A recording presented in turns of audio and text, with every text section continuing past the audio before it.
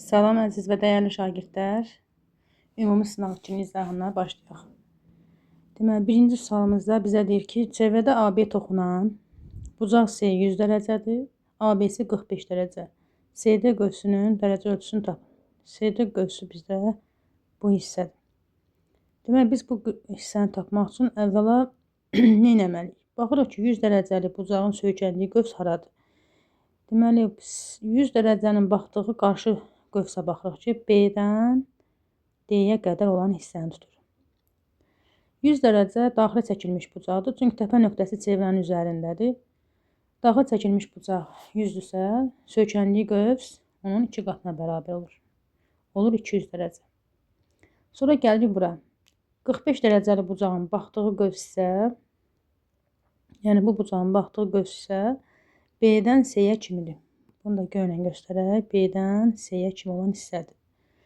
İndi burada 45 dərəcə isə və təpə nöqtəsi görürük ki, bu bucağın fikir verin təpə nöqtəsi CV üzərindədir. Yəni də bu daxili çəkilmiş bucaq sayılır. Ona görə söykəndiyi qövsünün dərəcə ölçüsü 90-dır. Yəni bunun 2 qatıdır. Demək 200 burada, 90 burada. Oldu 290.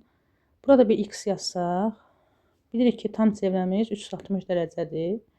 Ona görə yazırıq ki, x bərabərdir 360 dərəcədən çıxırıq 200-ü, çıxırıq 90-ı. 200 çıxsa 160, 90 da çıxsaq 70 dərəcə. Demək, bizim DC qövsümüz ya da CD qövsümüz 70 dərəcədir. İkinci sual. Demək, burada ikinci sualda A parametrin hansı qiymətində bu tənliklər sisteminin sonsuz sayda həlli var? Tənliklər sisteminin ümumiyyətlə qaydasını xatırlayaq. A1x üstəgəl B1y bərabərdir C1. A2x üstəgəl B2y bərabərdir C2. Yəni, imtahana təkrar üçün hazırlaşdığımıza görə mən bəzi şeylərin qaydalarını yada salacağım. Demək, əgər bizə desə ki, sonsuz sayda həlli var, sonsuz sayda həlli var. Bu nə zaman mümkündür? A1 böl A2 bərabərdir B1 böl B2 bərabərdir C1 böl C2. Yəni, x-ların əmsalların nisbəti bərabərdir y-in qarşısına duran əmsalların nisbəti, o da bərabərdir C1 C2, yəni sərbəst hədlərin nisbəti. Bu üçlə bir-birinə bərabərsə sonsuz sayda həll var. Birinci. İndi ikinci. Nə vaxt həlli yoxdur? Nə vaxt həlli yoxdur, o qaydanı yada salaq. Demişdik, A1 böl A2 bərabərdir B1 böl B2 fərqlidir C1 böl C2 olarsa. Və üçüncü, nə vaxt yeganə həlli var?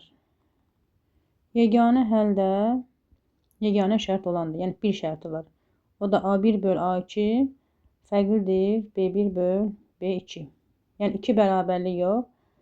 Elə başdan A1 ilə B, A-larla B-lərin nisbətinin fərqli olduğunu göstərməliyik. İndi bizə burada sonsuz sayda həll dediyinə görə biz birinci qaydanı tətbiq edəcəyik. Baxın bu qaydanı. X-ların qabağında nə durub? Birincidə x-in qabağında açıq 2 durub. İkincidə x-in qabağında 2 durub. Demək, mən açıq 2-ni bölməliyəm 2-yə. Y-lərin qabağında yuxarıda 3 durub, aşağıda A üstəgəl 3 durub. 3-ü də bölməliyəm A üstəgəl 3-ə. Və bir də sərbəst ədədlər, yəni C-lər 5 böl 6. Bunları bölüb nisbətlərini bərabərləşdirirəm. Deməli, baxıram ki, elə eləməliyəm ki, uşaqlar, burada əslində 3 dənə kəsin bərabərliyi var. Yəni, tənasüb var. Buradan çarpaz vurub işləməliyik. Birinci nə edirik? Birinci baxırıq ki, bu kəsri, deməli, biri dəyişənli olsun, biri dəyişənsiz ki, oradan A-nı tapa bilək. Tam ikinci kəsrlə üçüncü kəsin işləsək, yəni 3 böl A üstəgəl 3 ilə 5 böl 6-nı götürüb işləsək, çarpaz vursaq nə alarıq? 5 A üstəgəl 5-i 3-ə vursaq 15 bərabərdir. 3-ü də 6-ya vursaq 18. Onda 5A bərabərdir 18 çıx 15. Bu edər 3. A da bərabərdir 3 bölünsün 5-ə. Sonra gəlirik, buradakı A-nı tapırıq. Buradakı A-nı tapsaq, nə alacam? Yenə yazaq buradan ki, ikinci hal. A çıx 2 bölünsün 2 bərabərdir 5 böl 6. Bunları çarpaz vursaq 6a çıx 12, yəni 6-nı həm aya vururuq, həm 2-yə. Bərabər 5-i də 2-yə vursam 10. 6a da bərabərdir 10 üstəgən 12 eləyər 24. A da bərabərdir 24 bölünsün 6 eləyər 4. Demək A-nı bir dənə 4 tapmışıq, bir də 3 böl 5 almışıq. Demək A-lar tapandan sonra baxırıq ki, əgər ikisi də eyni A olsaydı, yəni ortaq A-nı 4, ikisində 4 olsa 4 götürərdik. Ya 5-də 3 olsa 5-də 3 götürərdik. Amma burada uşaqlar baxırıq ki, A-lar fərqlidir. Yəni ortaq bir A yoxdur deyə. Ona görə deyirik ki, bunun heç bir qiymətində ödənmir. Sən deyə bilər ki, mənim D variantında 4 var da, niyə 4-ü götürmürük? Çünki o biri adı gərək 4 olardı. İkisi də eyni olmalıdır ki, hər iki kəsrək yəni gətirib burada qoyanda 3 kəsrin üçü də bir-birinə bərabər olsun. Burada isə o hal ödənmir. Gəlirik 3-cü sualın izahına. 3-cü sualda bizə deyir ki, məxrəci irrasionallıqdan azad edin. Məxrəci azad eləmək üçün baxırıq ki, aşağıda 2 hədli verilib. Yəni cəm formasında verilib. Biz onda onun qoşmasına vururdıq. Qoşması isə bunların fərqidir. Məxrəci nəyə vurmuşuqsa, eyni ədədi yuxarıda yazırıq. Kəsrin əsas xassəsinə görə. Demək, bərabərdir. Aşağıda alınır müxtəsər vurma düsturuna görə kök 3-ün kvadratı çıx 2-nin kvadratı. Kvadratla kök gedir, alınır 3, çıxılsın 2-nin kvadratı 4. Aşağıda alınır -1. Yuxarıda da vurub atsaq, kök 6-nı kök 3-ə vursaq, edər kök 18, çıx. Kök 6-nı 2-yə vursaq, baxın belə, paylama qanununa görə hər birini ayrı-ayrı vururuq. Onlar 2 kök 6-da 6. Bərabərdir. Demək, yuxarıda kök 6-da 18-i biz belə parçalaya bilərik. 9 vur 2 kimi. 9-dan çıxar 3, kök 6-da 2, çıx 2 kök 6-da 6, bölünsün -1. Baxırıq ki, cavablarda kəsirli bir ifadə yoxdur. Bəs bu -1-i necə müsbətləşdirə bilərik ki, məxrəc etsin? Demişik ki, çıxmada azalanla çıxılan yerini dəyişəndə qarşıya mənfi atırıq. Yəni, mən 2 kök 6-da 6 çıx, 3 kök 6-da 2 yazsam, yəni bunların yerini dəyişdim. Qabağa mənfi atmalıyam. Ancaq çıxmadadır ya, uşaqlar, toplamada yox. Çünki toplanılan yerini dəyişəndə onsuz işarə dəyişmir, cəm dəyişmir, orada heç bir işarə qoymağa ehtiyac yoxdur. Aşağıda da -1 var. Bu mənfilər bir-birinə dəyir, olur 2 kök 6-da 6 çıx, 3 kök 6-da 2. Cavab olur elə A variantı. Demək, 4-cü sualda isə bu xəttləri görüb narahat olmuruq. Əsas odur ki, qaydanı bilirik. 1.12 şüa çəkilib. Bir yarım müstəvidə qalan bucaqların sayını tapın. Bir yarım müstəvi o demək ki, yəni bu aşağıdakı bu düz xətt ki var, bu düz xətt. Bundan bir yarım müstəvidə, yəni yalnız yuxarı hissədə. Aşağını yəni saymır. Aşağını saysa gələ yəni bir dənə 180 da sayaq. Aydındır. Buranı saymırıq. Bəs şüaların sayını tapma, bucaqların sayını tapma düsturumuz necə idi? N vurulsun, N çıx 3, daha doğrusu N vurulsun, N çıx 1, bölünsün 2. N burada şüaların sayını göstərir. Demək, 1, 2, 3, 4, 5, 6, 7, 8, 9, 10, 11, 12. Yəni, onsuz da orada şərtdə verib, yenə də saydıq ki, dəqiq olsun. 12 vurulsun, 12-dən 1 çıxanda 11 bölünsün 2. Bu da 2 ilə 12 gedər 6, cavab eləyər 66. 5-ci sual. Yəni, ümumiyyətlə, başqa bir testdə də görsəz, ola bilər ki, ancaq şəkil verər, şüa sayı verməz. Siz özünüz bu şəkildə şüaları sayıb, düstura uyğun işləyəcəksiniz.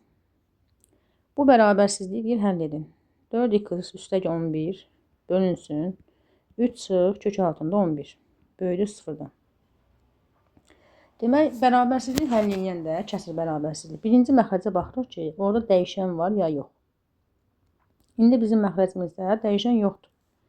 Əgər dəyişən yoxdursa, sadəcə ədəddirsə, biz çarpaz şəkildə bunu sağdakı ifadəyə vura bilərik.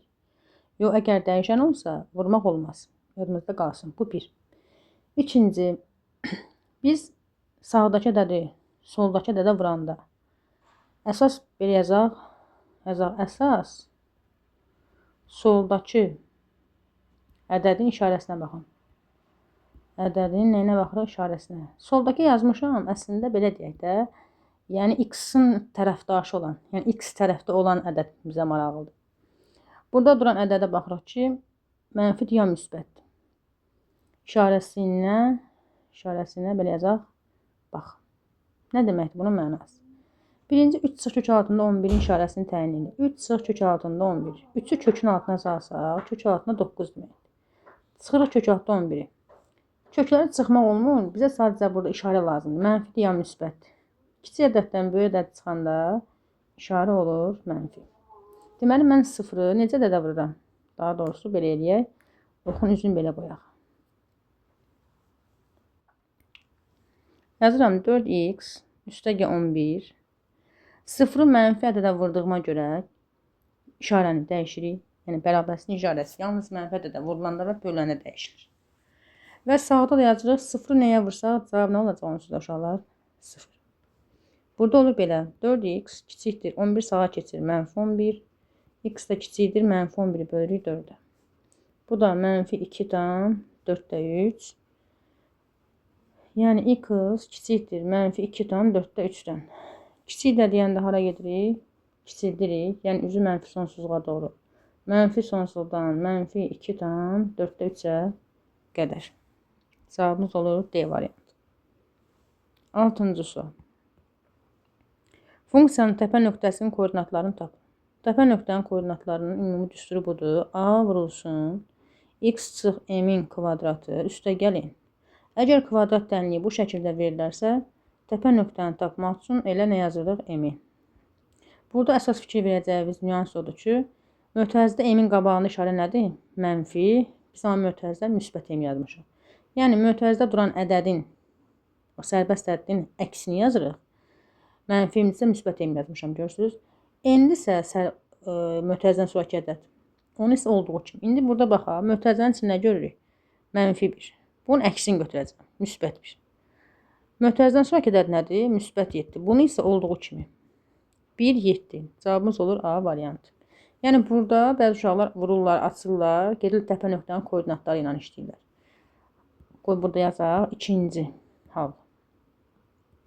İkinci hal belədir. Ax kvadrat üstə gəl bx üstə gəl c şəklində verilərsə kvadrat tənliyimiz. Onda m-in düsturu nə idi? Mənfi b bölü 2a. N-in düsturu nə idi? 4ac çıx b kvadratı bölünsün 4a. N-i də uşaqlar ya belə tapmalısınız. Bu birinci üsulu. İkinci üsul odur ki, m-i tapandan sonra m-i x-in yerinə qoyub hesablayacaq. X-in yerinə qoy, hesabla. Amma bunu siz qarışdırmayın. Yəni, siz indidən sistemləşdirin ki, imtihana da az qalmış yadda qalsın ki, əgər mötərizəsiz formada kvadrat tənliyi bu şəkildə, açıq şəkildə, A-sı, B-si, C-si görünən şəkildə verilirsə, m-ni düsturla tapırıq. Yox, əgər mötərizəli kvadrat şəklində, yəni iki hərlinin kvadratına gətirilibsə, tezdən bunu açıb, özünüzə əziyyət verib m-ni tapmağa ehtiyac yoxdur. Yəni, vaxtınız getməsin. Mötərizədəki ədədin əksi, mötərizədən sonraki ədədin eynisini yazıb, keçib gedirik. 7-ci sual. Baxaq. Demək, burada qeyd elədik variantı. 7-ci sual. İfadəsini deyir, hesablayın. Hesablayaq. Birinciyə baxaq. 4 dərəcədən 16. 4 dərəcədən 16 o demək ki, nəyə 4 dəfə özünə vursa 16 edir. Bu elədi 2. Üstə gəl. Yuxarıda 5 dərəcədən mənfi 32-dir. Yəni 32-ni 5 dəfə nəyi özünə vursa mənfi 32 alırıq? Buradan çıxır mənfi 2. Bax, buradan çıxdı mənfi 2. Nəyi 3 dəfə 3 dərəcədir vursa bir-birinə mənfi 8 alırıq. Yenə mənfi 2. Üstə gəlinsin. Ədədin üstündə mənfi onun tərsi deməkdir. Yəni 2-nin üstü mənfi 1 olur 2-də 1. 2-nin tərsi 2-də 1. Çıx 0,5. Mötərizəni bağlayırıq. Bir də 6 dərəcədən 64 verib. Yəni nəyi 6 dəfə özünə vursa 64 eləyər. Bu da 2-dir. Vur 2. Bunları sadələşdirəndən sonra indi hesablayırıq. -2-ni -2-yə böləndə, bax burada -2-ni -2-yə böləndə eləyir -1. Çünki eynədədir, bax surətdə -2-dir. Məxəz də -2-dir. Eynədə də bölsəm neçə eləyəcək? 1. Qabaqda da var 2, üstəgə 1. Bəs 2-də 1 nə deməkdir? 2-də 1 0,5-dir. Bu müsbət 0,5-dir. Yanında da çıx 0,5 var. Bunlar da çıxanda 0 verir. Yəni müsbətlə mənfi islah olunur. Mötərizə bağlanıldı, qaldı vur 2. 2-nin üstünə 1 gəldim, 3. Vurdum 2-yə 6. Vəssalam, B variantı. Sadəcə bu tip misallarda biraz səbirli və diqqətli olmaq lazımdır. 8-ci sualda deyir ki, onu deyim ki, o gündən neçə sınaq işləmişik, istəyir burada, istəyir uşaqlar ev dərsləri ya kurs dərslərimdə hər bir sınaqdan mütləq ki, bərabər tərəfli 3 bucaq düşür. Yəni ona görə bərabər tərəfli 3 bucağın çalışın ki, düsturlarını yaxşı-yaxşı öyrənin. Yəni hər il bu sual düşür bərabər tərəfli 3 bucağa aid. İndi deyir ABC bərabər tərəfli 3 bucağının daxilinə çəkilmiş çevrənin radiusu 8 olarsa 3 bucağın sahəsini tapın. Əvvəla yada salırıq ki, bərabər tərəfli 3 bucağın sahə düsturu nə idi?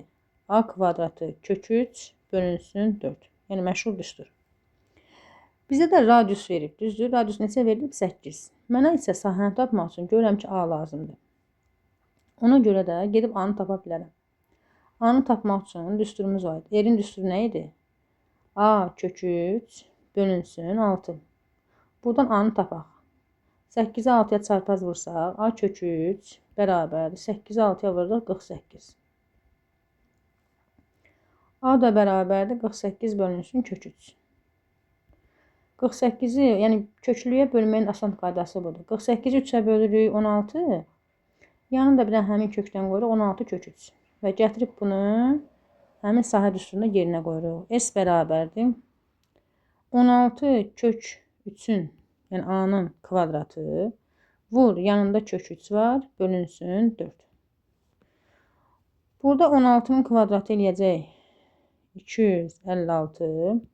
Kök 3-ün kvadratı eləyəcək 3. Vur kök 3. Bölünsün 4. 256-nı 4-ə böləndə 64. 64-ü 3-ə vursaq eləyər 192. Yanında da kök 3. Cavabımız oldu 192 kök 3. Deməli, mən bu düsturla yazdım. Çünki A kvadrat kök 3 bölü 4-ü çox uşaq bilir. R-in A kök 3 bölü 6 olduğunu da çox uşaq bilir. Amma məsləhətdir ki, ümumiyyətlə sahənin elə radiusundan düsturunu yaxşı biləsiniz. Sahənin daxil çəkilmiş çevrənin radiusundan düsturu 3 kök altında 3 R-in kvadratıdır. Yəni siz bir dənə bunu bilsəydiniz daha az vaxtınız gedər. 3 kök 3 vurulsun. R-imiz 8 daha 8-in kvadratı 64. 3 64-ə vuranda 192 kök 3. Bu qədər.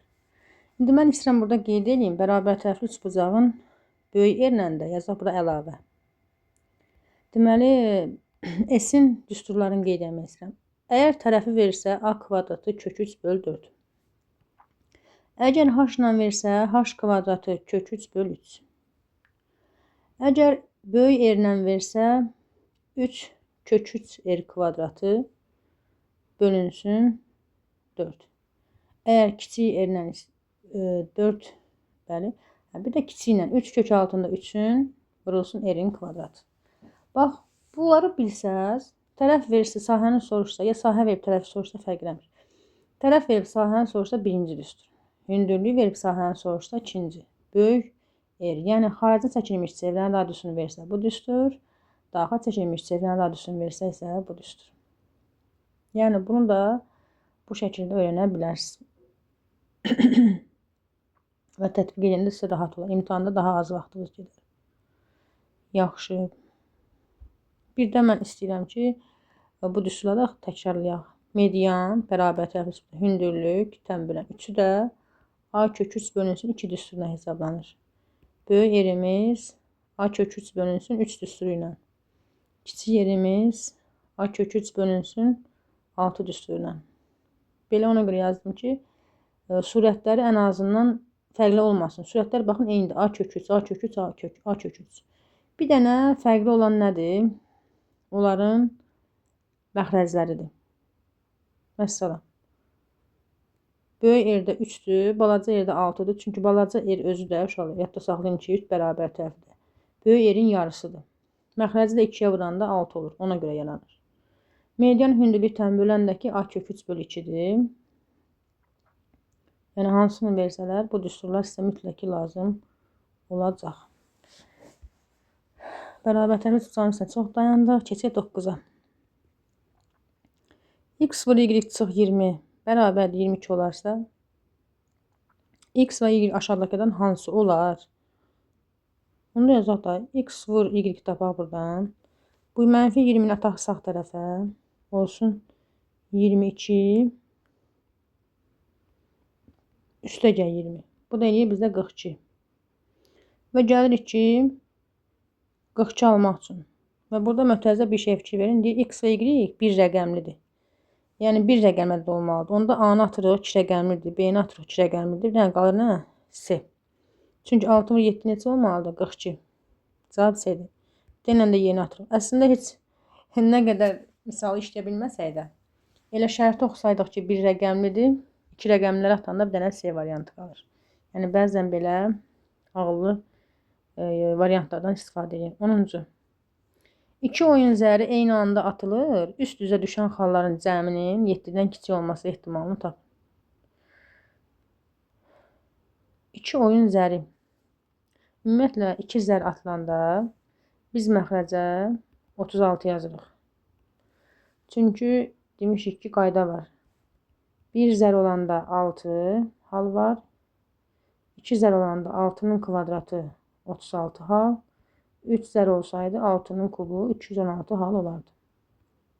İndi bizə 2 zər deyən ki, məxrəc 36 yazırıq ki, yəni bütün mümkün halları sayı 36-dır.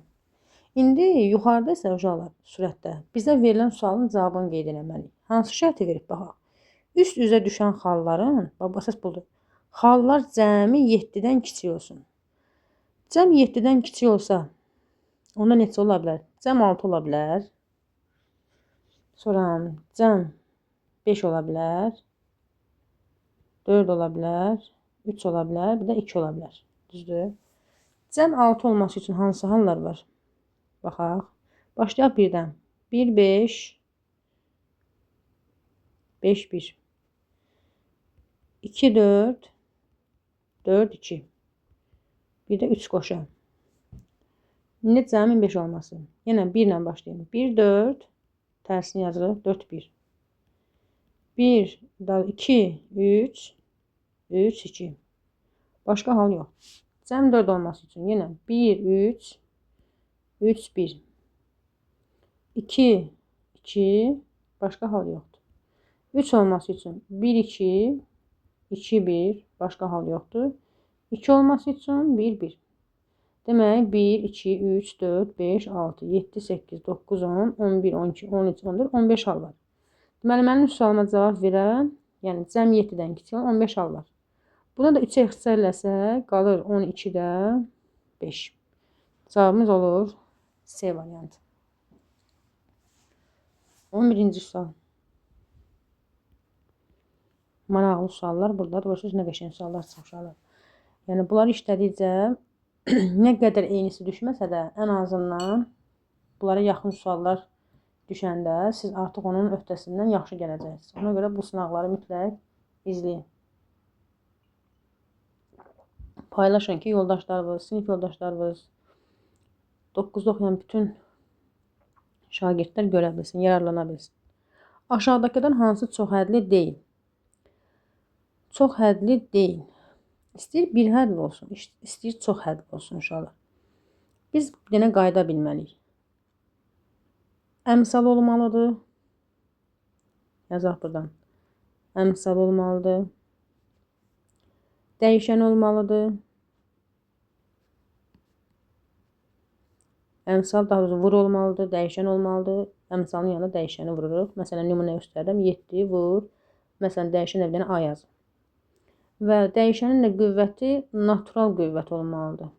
Natural qüvvət. Məsələn, 3. Çox hədli deyəndə isə bu bir hədlidir. Yazaq buradan bir hədli. Əslində bir hədli özü də yadınızda qalsın ki, çox hədlidir. Yəni çox hədlinin bir dənə həddi olan növünə bir hədli deyil. Çox hədli isə nə vaxt olur? Plusu və minusu olanda. Yenə deyirəm, bir hədli özü də nədir elə? Çox hədlidir. Birinci qayda budur. Ki, yəni bir hədli də görsəz, bilin ki, çox hədlidir. İkinci də toplama çıxması görsəz, o bilin ki, o da çox hədlidir. Qayda da istəyir bir hədli üçün, istəyir çox hədli üçün eynidir. Çünki çox hədli özü də bir hədlilərin cəbri cəmidir. Yəni, biz indi baxırıq A variantına. Əmsal var, dəyişən var, qüvvəti naturaldır. Bu ola bilər. Əmsal var, dəyişən var, ədəd 1-dir, müsbətdir və toplama şahisi var, olar. D variantının əmsal mənfi 3-dür, əmsal mənfi ola bilər, yəni problem yoxdur. Əsas qüvvət natural olsun, yəni ədəd, hərflərin üstü müsbət olsun. Dəyişən var, qüvvət də naturaldır, olar. 7 də əmsaldır, dəyişən olmaya da bilər. Əsas odur ki, yəni ədəd də olsa, əmsal da olsa var. Amma çox hədli olmayan C-dir. Çünki burada B aşağıdadır. Biz bu B-ni yuxarı qaldırsaq, yəni sanki B-nin tərsi deyilib da burada. B üstü nə deməkdir bu? Mənfi 1 deməkdir. Yəni bu aşağıda olduğuna görə 1 böl B-dir. Bu da B üstü mənfi 1-dir. Çünki ədədin üstü mənfi 1 onun tərsidir. Və B yuxarı qaldığında mənfi 1 kimi görünür. O deməkdir ki, bunun qüvvəti nə deyil? Natural deyil. Natural da deyilsə bu, deməli, nə bir hədli ola bilər, nə çox hədli. Demək, yadımızda qalsın, istəyir bir hədli, istəyir çox hədli olması üçün mən hallar yazıram. Məsələn, A bölünsün B. Yəni, dəyişən aşağıda ola bilməz. Yazaq burada aşağıda nə olmasın? Dəyişən, yəni hərf olmasın da, elə bir. Ədəd ola bilər. Məsələn, A böl 3 ola bilər. Aşağıda ədəd ola bilər. Okey. Amma aşağıda hərf ola bilməz.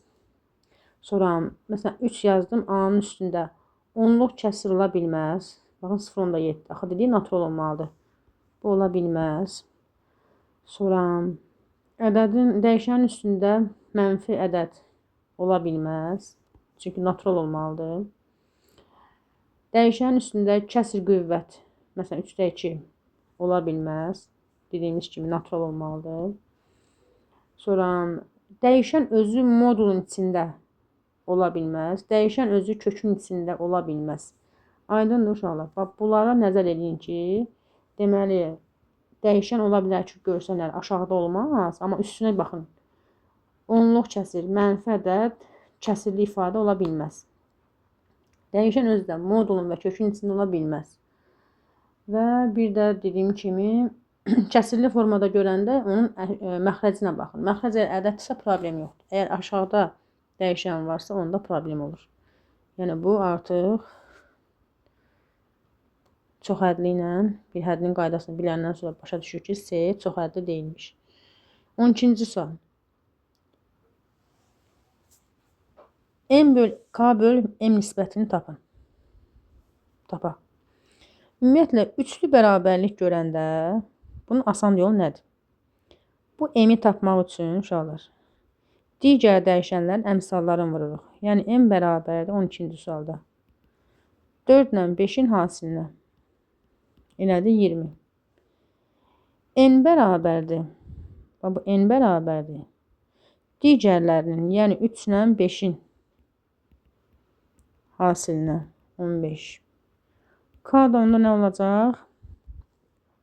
K da digər əmsalları, yəni 3 ilə 4-ün hasili, o da 12. Mənə deyir N böl K. Burada diqqətli olun, sıralama düzgün olsun. N-i tapmışıq 15. K-nı tapmışıq 12. M-i tapmışıq 20. O da olur 15, 12, 20 C variantı. Yəni, hər bir dəyişən digər dəyişənlərin əmsallarının hasilinə bərabər. 13-cü sual. Bərabər tərəfli üçbucağın medianı 6 olarsa, bu üçbucağın perimetrini tapın. Bax, bayaq dediyim kimi. Medianı deyil. Medianın üstü nə oldu? A kökü 3 bölünsün 2. Bu bizdə 6-dır. Birinci A-nı tapaq. A bərabərdir. 2-ni 6-ya vursaq 12 bölü kökcə.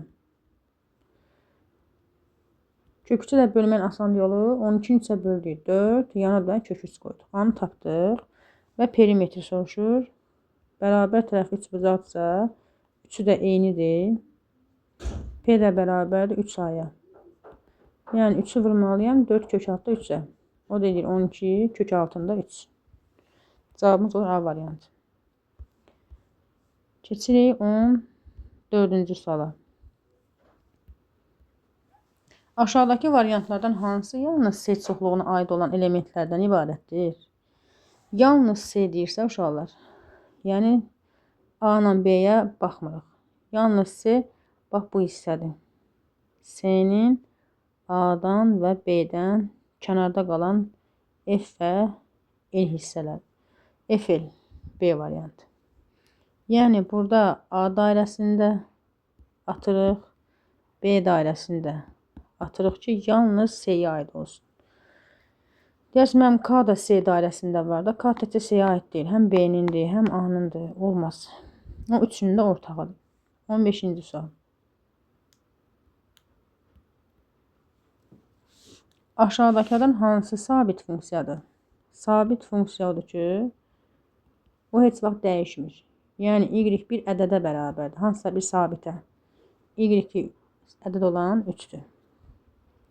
Yəni, dəyişəni yoxdursa, sabitdirsə, dəyişmirsə, onda dəyişən olanları atırıq. Dəyişən, yəni hərf deməkdir. X olanları atanda yerinə qalır C. B də başa düşə bilərsiniz. 16. Şəkildə ABC bucağı ilə A7 bucağı bərabərdir. 3, 5, 6'nı verəndə BD-ni soruşur. BD. Buradan bura kim olan hissəni bizdən soruşur. Buranı tapmaq üçün də baxırıq ki, yaxşı olmadı. Bizdən buradan bura kim olan ifadəni soruşur. Buranı da baxırıq ki, B-dən C-yə kimi 3 var. Bir dənə C-dən D-yə kimi olan hissəni buranı tapsaq, bir X yazaq. Biz 3 dənə X toplayıb cavabımızı tapa bilərik. Və demişik ki, 2 dənə 3 bucaq görsəz, 2 bucağın bərabərliyini görsəz, bilin ki, bu oxşarlıq mövzusudur. Oxşarlıq mövzusunda, yəni, belə işləyəcək ki, 3'ün 6'ya nisbəti 5'in də X-a nisbətinə bərabərdir.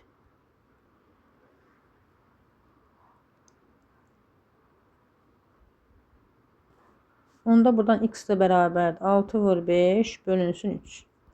30'u da 3'ə bölsək 10 edir. X-i 10 tapandan sonra məndən B-dəni bitiyor soruşmuşdu axı. Onda 3'ün də üstünə 10 gələcəm. Bu da eləyəcək 13. Çox işləyən uşaqlar artıq buradan görə bilir ki, bu 3 yanında aşağı 6'dırsa, yəni 3 2 dəfə artıbsa, onda bura 5 olanda 5'i də 2 dəfə artan nə olacaq? 10 olacaq. Yəni onun tənliyini yazmağa da vaxt itkisi eləmir. Bunun üçün gələk göz öyrəşər. 17-ci sual. Paralleqramın daxili bucaqlarından biri o birindən 5 dəfə böyük olarsa, böyük bucağı tapın. Paralleqramın əslində 4 dənə daxili bucağı var.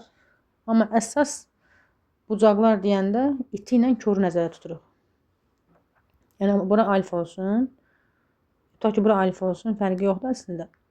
Bura beta olsun. Da digər 2 dənə nəzərə almırıq. Niyə görə? Çünki qarşı bucaqlar onsuz da bərabərdir. Beta betaya, alfa da alfaya. Yəni çox vaxt uşaqlar deyirlər ki, bəs müəllimə burada hansından deyir? 4 dənə bucaq, 4 dənə yox, 2 əsas bucaq, iti ilə kör lazım. Və deyirsə ki, biri o birindən 5 dəfə böyükdür, onda bu beta olanda alfa da betanın 5 qatıdır elə bir. Və bilməliyik ki, bunlar cəmi nə verməlidir? Verməlidir 180 dərəcə. Çünki bir iti, bir kör bucağın cəmi 180-dir. Yəni beta üstəgəl 5 beta. Əslində x 5x ilə də işləyə bilərik. İndi mən beta alfa ilə yazdım deyə belə yazıram, davam edirəm. Betamız 180 dərəcədirsə, onda betamız da olur 30 dərəcə. Betamız 30 dərəcə olur. Bizdən böyük bucağı istəyir. Böyük bucağı da bunun 5 qatıydı. Alfa bərabərdir. 5 vur 30. Cavab olur 150 dərəcə. 18-ci sual. İfadənin qiymətini tapın. Birinci mötərizənin içini işləyirik. 2,6 ilə 3,4 toplayanda deməli tamları 1 toplayırıq. 2 ilə 3 topladıq. İndi bilməyən uşaqlar üçün burada yazaq. Alt alta toplayırıq. 4 ilə 6-nı topladıq 10. 0 yazırıq 1 yad. 2 ilə 3 topladıq 5. Burada 1 yaddaş da var idi 6. Sonra sütun üzrə gətiririk, vergülü buradan qoyuruq. Vergüldən sonraki sıfırların mənasını itirir. Cavabımız olur 6. Bax belə. Sonra gəlirik bura. 13,2-ni vururuq 6-ya.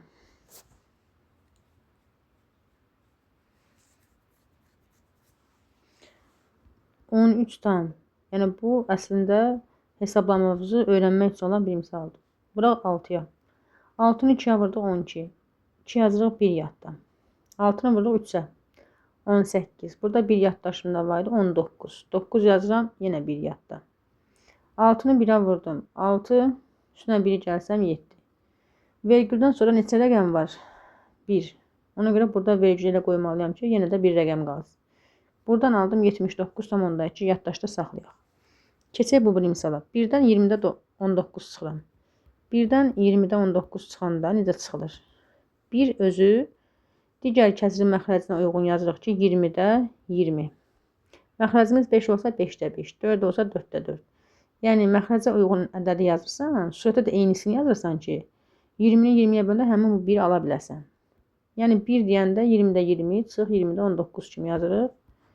Məxrəc eyni olanda məxrəclər qalır, surətlər çıxılır. Yəni 20-də 19 çıxılır. Oldu 20-də 1. Sonra 0-dan %25 var burada. 0-dan %25. Bunu kəsr kimi oxusaq necə oxuyuruq? %25. Düzdür? %25-i də ixtisar eləsək, eləyir 4-də 1. Biz həmin buradan 4-də 1 aldıq. 4-də 1-i bölməliyik. Buradan almışıq 20-də 1.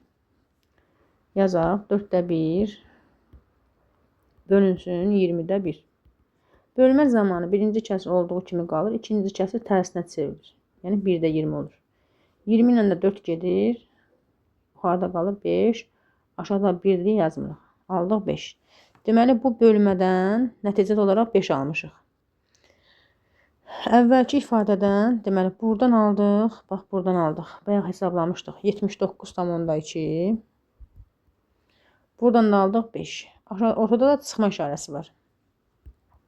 79,2-dən çıxırıq 5-i. O da eləyir 74,2.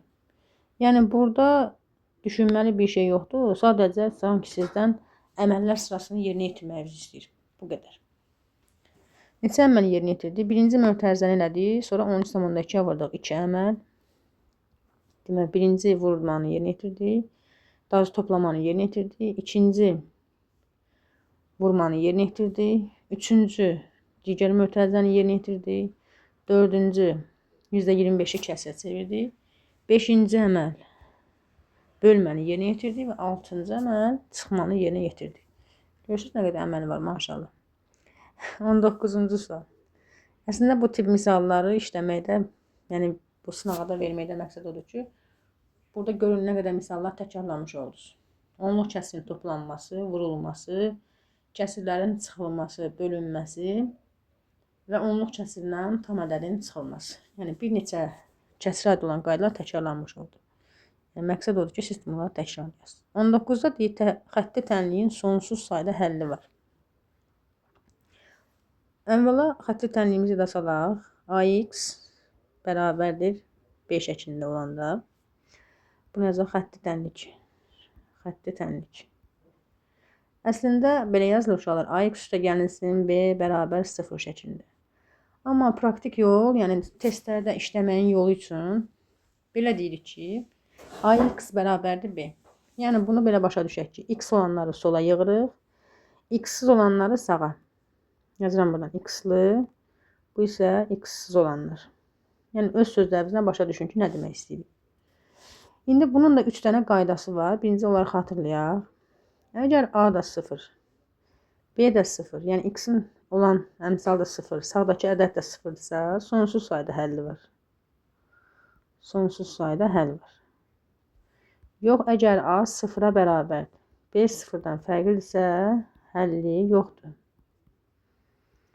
Yox, əgər elə başdan A 0-dan fərqlidirsə, B ixtiyari ola bilər. Yəni 0 da ola bilər, fərqli ədəd ola bilər.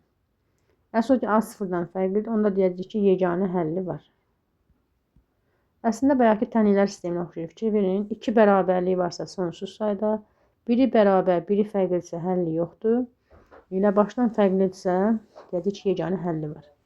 Və məndən də burada sonsuz sayda həll sözü deyib.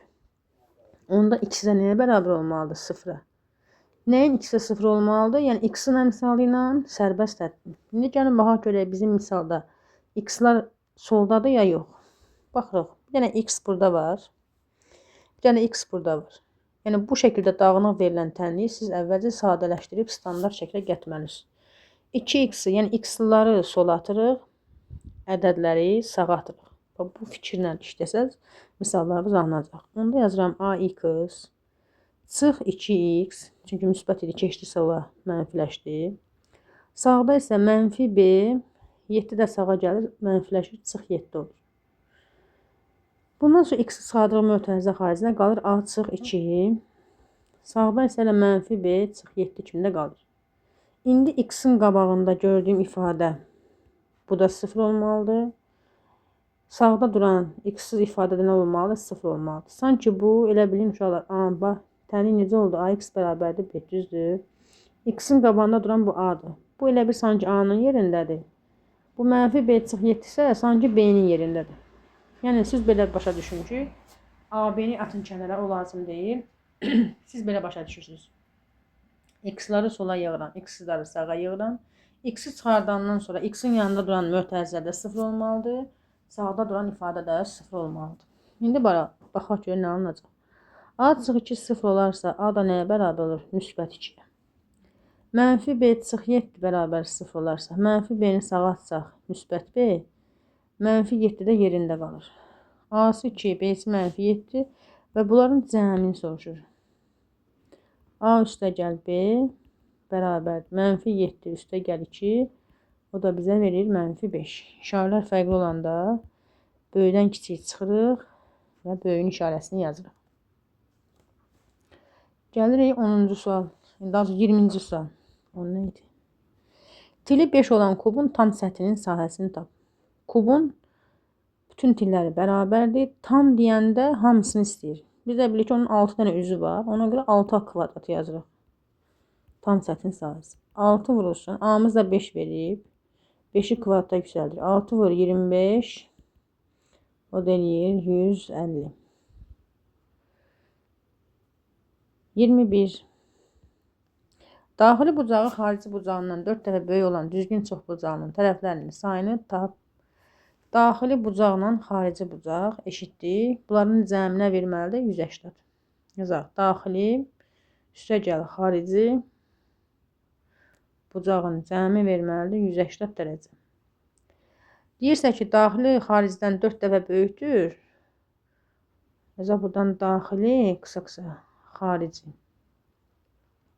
Xariciyə bir x versək, x da verə bilərik, ya k da verə bilərik, fərqi yoxdur. Onda daxil də bundan 4 dəfə böyüksə, buna 4k verərik. Bərabərdir 180 dərəcə. 5k-mız 180 dərəcədirsə, yəni istənilən, məsələn, 1-2 tərəfini çəkin, baxın belə, davamını çəkmirəm. Bax, elə bilin ki, bu daxili bucaqdır uşaqlar. Xarici bucağı tapmaq üçün də bu xəttin birini uzadırıq. Tutaq ki, lap belə uzadıq, fərqi yoxdur. Hansı tərəfsiz uzada bilərsiniz. Bunun bu hissədə qalan bucağı da bununla bu bir-birinə qonşu bucaqlardır. Yəni açıq bucağın bir tərəfində qaldığına görə. Bura elə bilin ki, xarici k-dır, daxildə ondan 4 dəfə böyük 4k-dır. Həm də canlandırıram ki, başa düşəsiniz. 5k-mız 180 dərəcədirsə, k-mızı tapmaq üçün 180-i bölürük 5-ə. Yəni 36 dərəcə. K-nı 36 tapandan sonra, yəni bizim xarici bucağımızın biri, yazaq, bir xarici bucağımız 36 dərəcədirsə, onun tərəflərinin sayını tap. Ağlımıza gəlməlidir ki, görürsən, bunun ümumi bütün xarici bucaqların cəmi neçədir? Bütün xarici bucaq cəmi 360 dərəcədir. Bu da şablon bir qaydadır. Və mən tərəflərinin sayını tapmaq üçün, yazaq buradan, tərəf sayını tapmaq üçün Bütün xarici bucaqların cəmini bölməliyəm həmişə bir dənə xarici bucağa. Yəni 360 dərəcəni, məndə xarici bucağım 36 idi. Böləndə 36 dərəcə. O da eləyir 10. Deməli bunun 10 dənə tərəfi var. Aydın oldu. Məqsədimiz həmişə tərəf tapanda xarici bucağı tapmaq olsun ki, orada 360'ı bölüb tapmaq olur. 21-ci sual.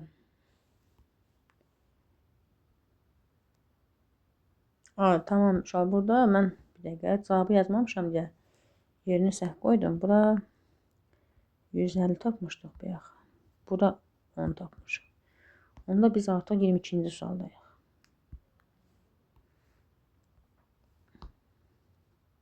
Bəlkə rəngimizi biraz dəyişək. Bənövşə eləyək. Bənövşə. 22-ci suala da baxaq. 22-ci sualda trapesiyasında YF-i tapın deyir. YF. Deməli, əvvəla bu şəkli başa düşək ki, bunun özünə məxsus düsturu var. Düstur nə vaxt lazım? O bəs sözlə də verə bilər ki, bunu tapın, siz bilməzsiniz, söhbətindən gedir. Trapesiyanın oturacaqları verilir. Bizə belə bir sual verir ki, yəni əslində bu şəkildə görünən odur, sualla da versə, deyəcək ki, diaqonalların, bax, diaqonallar bunlardır, görürsünüz. Diaqonalların kəsişmə nöqtəsindən oturacaqlara paralel, yəni oturacaqlar bunlardır, düzdür. Oturacaqlara paralel olan və kəsişmə nöqtəsindən keçən düz xəttin uzunluğunu tapın. Yəni hansısa məsələdə bu sözləri eşitsəz, birinci söhbət bu şəkildən gedir. Və onun da düsturu budur uşaqlar. YF bərabərdir. Deməli, burada şəkil çəkək. Diaqonallar kəsişir. Və imenli kəsişmə nöqtəsindən keçən bu xətti soruşursa, tutaq ki, YF deyək. Oturacaqlarla düsturumuz belədir. 2 vurulsun A vurulsun B. Yəni 2AB bölünsün A üstə gəl B-yə. Məsələn. İndi mən burada vur yazdım ki, başa düşməyimiz üçün gəlin bir amma yazaq. 2AB bölünsün A üstə gəl B. 2 vur. Üst oturacağımız 8, alt oturacağımız 20 və bir də bu oturacaqların cəmini yazmalıyıq. 8 ilə 20-nin cəmi eləyəcək 28. 28 ilə 2-ni ixtisar eləsək 14. 14 ilə 8-i 2-yə ixtisar eləsək 7. Bu da 4. 4-ü 20-yə vursaq 80 bölünsün 7. 80-ın içində 7 11 dəfə. 11-i 7-yə vursaq 77. 3-də qalır. 11,7-də 3 alınır. Açıq sualdır, yəni kəsr şəklində də alına bilər. Düsturunu yazacaqsınız bu şəkildə və yerinə qoyub işləyəcəksiniz. 23. 23-də x1 hansı misal olursa olsun və x2-ni görsəz, ümumiyyətlə kvadrat tənlik olan misalda x1, x2 və yaxud da köklər sözünü görsəz, bilin ki, burada Viyyət teoremi var. İndi biz burada belə eləyək. Viyyət teoremimizi yazıb hazır qoyaq. Viyyət teoreminə görə qayda nə idi? Köklərinin cəmi deyəndə mənfi P, köklərinin P deməyək, belə deyək, mənfi B, köklərinin hasılı deyəndə isə C götürürdük. Bunun mənası nə deməkdir? Yəni kvadrat tənlik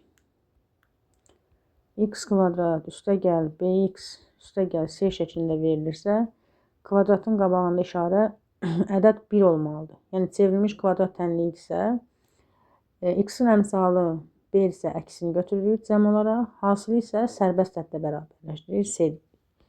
İndi burada bizim misalımızda x kvadratın qabağında 2 var. Demək, bu çevrilmiş kvadrat tənlik deyil. Bəs çevrilmiş kvadrat tənlik olmayanda, yəni onu çevrilmiş kvadrat tənliyə çevrilməlisiniz. Yəni hər tərəfi buradakı ədəd neçədirsə ona bölməliyik. Yəni 2-dirsə 2-yə bölməliyik. Biz bunu hər tərəfini 2-yə bölsək, olacaq x kvadrat üstə gəl 3 böl 2 x çıxılsın 1 bölünsün 2 bərabər 0. Yəni hər birini 2-yə böldük. Sonra buradan indi yazırıq ki, Viyyət teoreminə görə köklərinin cəmi X-in əmsalının əksidir.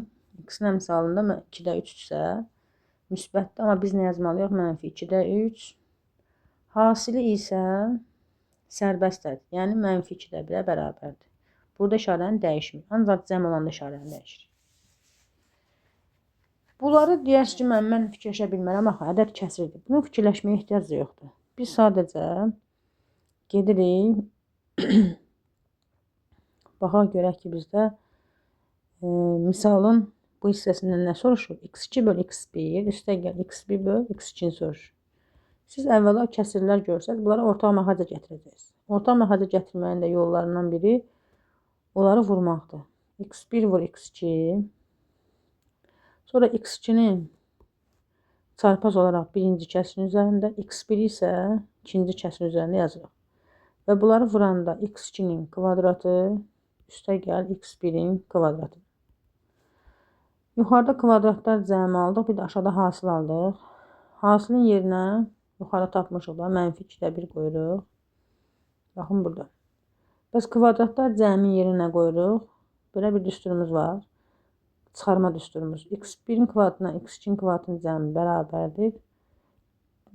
Yəni kvadratlar cəmi bərabərdir. Cəmin kvadratı çıx 2x1 vur x2-yə. Bu düsturu baxın xatırlayaq. A kvadrat üstəgəl B kvadratı nə verirdi? A üstəgəl B-nin kvadratı çıx 2AB. Cəmin yerinə də -2-də 3 qoysaq, bax burada. -2-də 3 görürsünüz. -2-də 3-ün kvadratı çıx 2 vurulsun, hasilin də yerinə -2-də 1 qoyacaq. Hesablayaq. -2-də 3-ün kvadrat olduğuna görə müsbətləşir. Olur 4-də 9. -2-ni -2-də 1-ə vuranda 2-lər gedir. Mənfi ilə mənfiyə vurduq. Müsbət 1.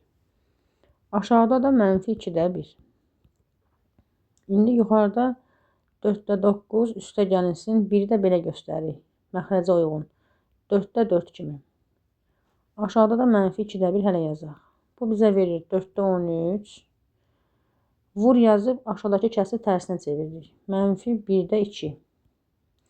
2 ilə də 4 gedər 2. Qalar -13 bölünsün. 2 ilə 1-ə vursaq 2.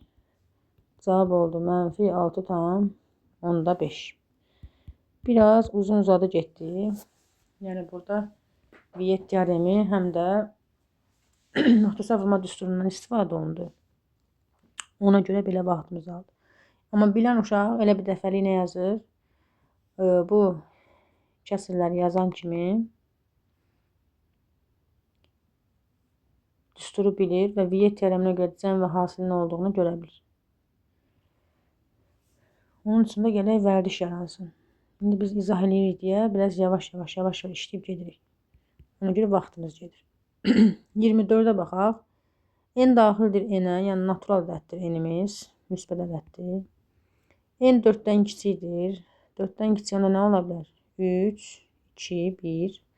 Bu şəkildə olan kəsirlərin cəmini tapın.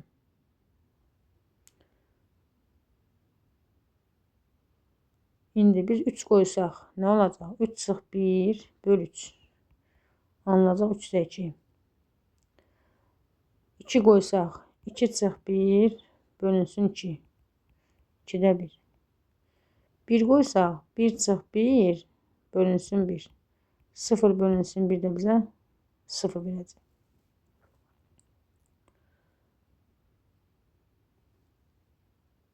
Deyir, belə kəsirlərin, bu şəkildə olan kəsirlərin cəmini tapın. Burada hansı kəsir aldıq? 3-də 2 aldıq, bir də 2-də 1.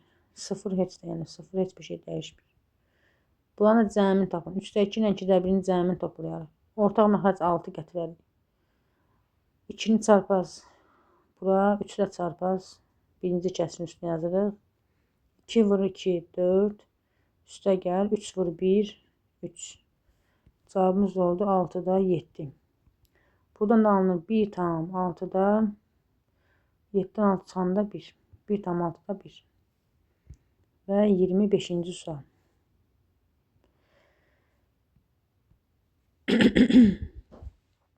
Üç ədədin cəmi 376-dır. Tutaq yazaq ki, birinci ədəd, ikinci ədəd, üçüncü ədəd. Bunların cəmi 376-dır. Birinci ədəd 120. İkinci ədəd birinci ədəddən 30% çoxdur. Gəlin birinci 30%-ni tapaq. 120 vur 30 bölünsün 100. Sıfırlar getdi. 12-ni çalarsa 36. Deməli deyir ikinci ədəd birincidən 30% çoxdur. Yəni 120-nin üstünə gəlməli 36. Bu elədi bizdə 156. Üçüncü ədədin 20%-ni tapın. Üçüncü ədədin 20%. Biz əvvəl üçüncüyə x yazaq. Demək, x-i tapmaq üçün nə etmək lazımdır? Bu ikisini toplayıb, 120 ilə 156-nı toplayıb 376-dan çıxmalıyıq.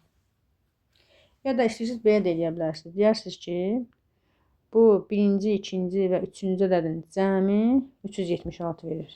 Yəni x üstəgəl 120, üstəgəl 156, 3 ədədin cəmi 376 verir. X üstəgəlinsin. Bunları toplasaq 276 bərabərdir 376. X də bərabərdir 376-dan çıxırıq 276-nı. Bu da eləyir 100.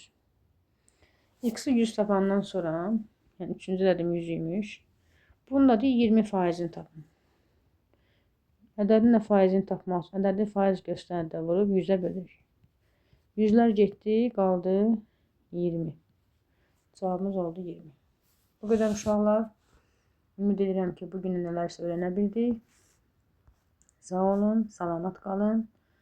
İnşallah ki, hər şey yaxşı olacağı ümidi ilə sağollaşırıq.